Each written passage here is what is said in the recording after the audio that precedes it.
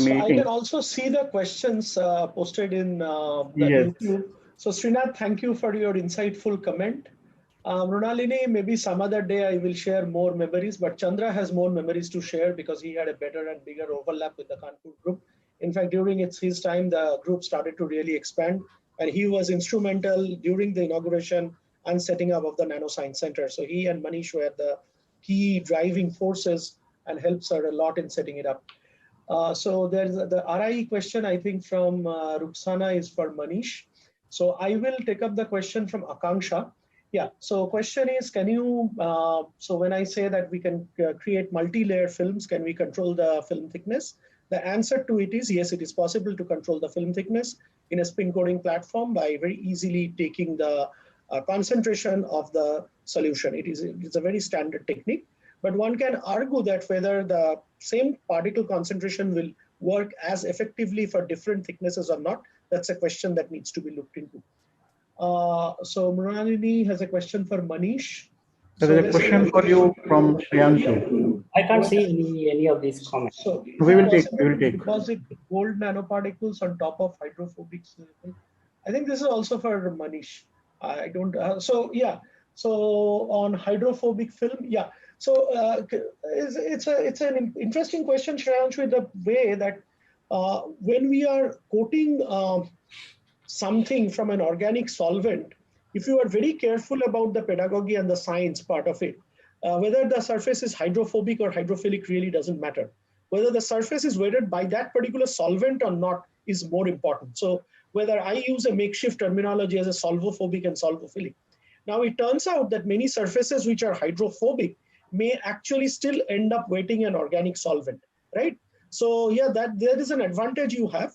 The other option is that if you really have something non-wetting, you can still do some technique like drop casting, rely on evaporation of the solvent, and you can still have the gold or whatever you want to deposit on the surface. So in principle, it is possible by little bit of twisting and understanding of the physics of the system to have films on a non-wettable surface. That's probably the answer I would like to give. It is possible. It's not that something it's impossible.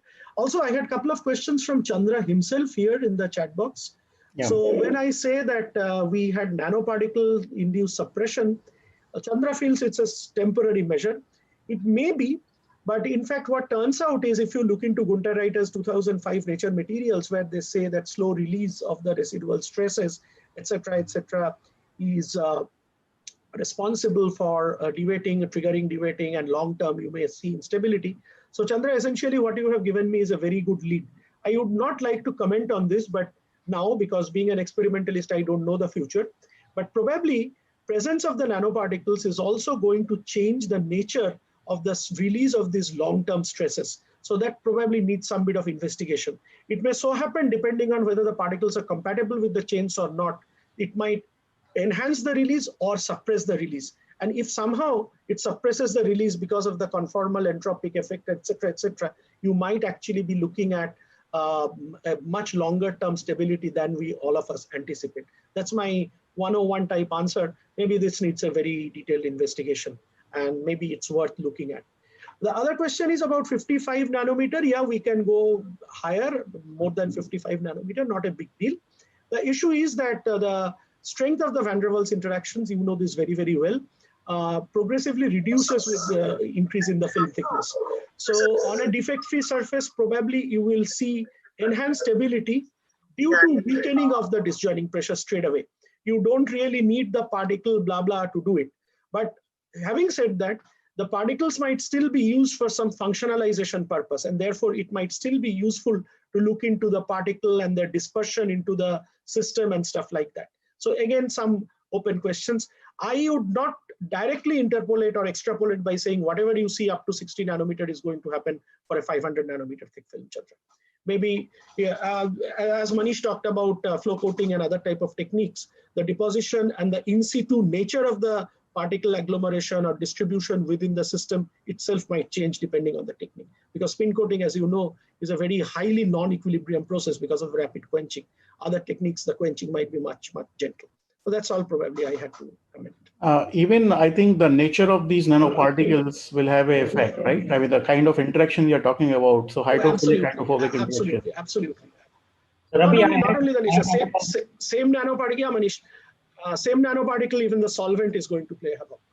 Yeah.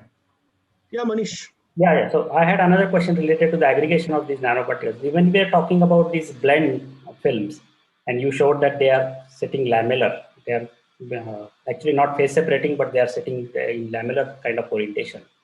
These nanoparticles, do you see aggregating at the interface of these blends?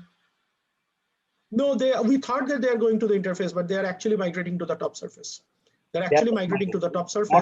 But what is happening as it is going to the top surface, it is making the top film stable.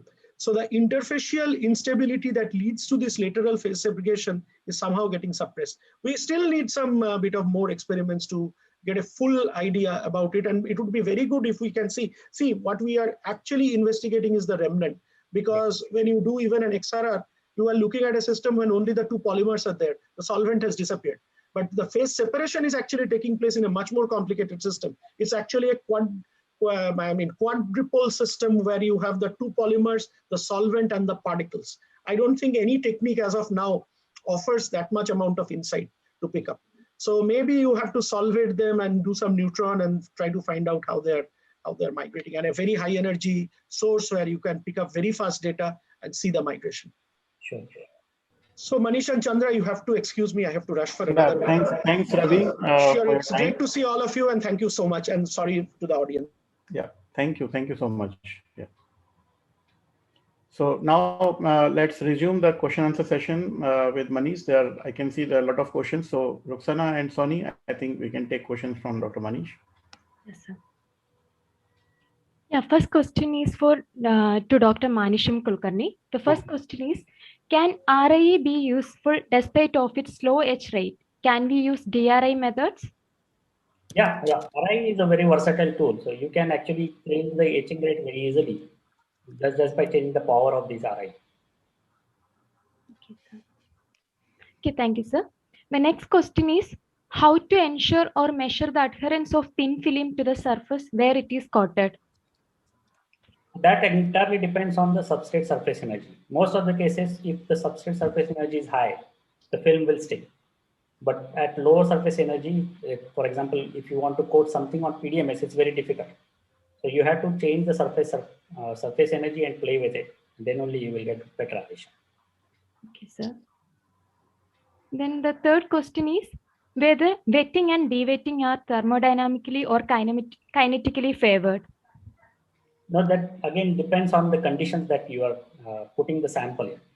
For example, if you just putting the sample at room temperature, as Rabibata showed, that if it is at room temperature, nothing happens. The film sits as it is. However, in some cases, if the film thickness is beyond below a critical limit, where the spinoidal dewetting can dominate, then even at room temperature, it dewets. So it entirely depends on the conditions that you have. Okay, sir. So the next question is it possible to deposit gold nanoparticles on top of a hydrophobic film during film formation itself to avoid use of linkers like APTS? Sony, I think this question was for Professor Ravibrata. Okay, sir. So here we have a question for Manish from Vikram. So how the study is going to differ if we replace the gram-negative E. coli with the gram-positive bacteria? No, we have tried with all different kinds of bacteria, and they grow very easily on most of them. Yeah, I think it was quite interesting to see the use of these nanofibers MET as a replacement for agar, because as you rightly said, it's not just only the replacement, but I think you are creating a more suitable environment in terms of 3D. Exactly. So I think it's a very wonderful work from your group. So we have one more question to you, Manish. So could you please elaborate a little on how the wrinkling of carbon surfaces leads to the alignment of the cells? Right now I cannot go into all the details, but you can go through the paper. The paper is available online. However, I think this is about the buckling, right? Yeah, no. So even recently, when we were doing this photolithographic SU8 films, and where they were exposing to the different amount of UV for hardening the film, we see that there is a wrinkling. I see. And that wrinkling itself, because of if the wrinkling pattern matches with the cell dimensions, the cell grows more favorably on such conditions. That is why it aligns better in certain cases. I hope you have addressed all the queries of our viewers and I hope they are satisfied with your answers. Now, we would request Dr. Manish to please give a few suggestions for the young researchers working in this area. Now, I just have one suggestion, that do not lose your patience. That is the key. If you lose your patience, you will lose your interest, and then you will stray from your goal. So just keep your patience. It takes time. It's a research is a very time-taking and painstaking phenomenon. It doesn't happen in one day. Your lab itself, you can see that how much time it has taken to grow in last 10 years. And what achievements you have done because of just patience that you have shown. So your lab is best example. Just follow your lab. Thanks, Manish. Yes. Thank you, sir.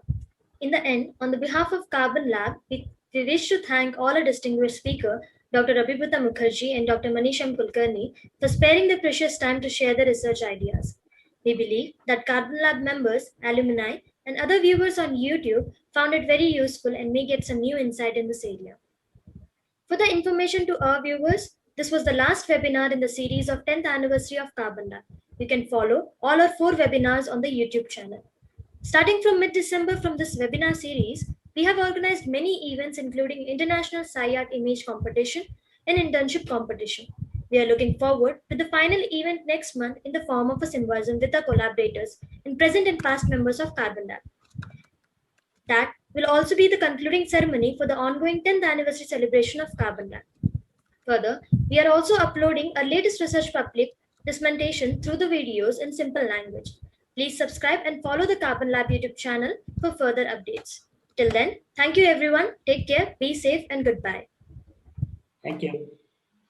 Thank you, Manish. Yeah, I think I got to know about some latest insight about the results. I think they are really encouraging and very interesting. So I hope to have more discussion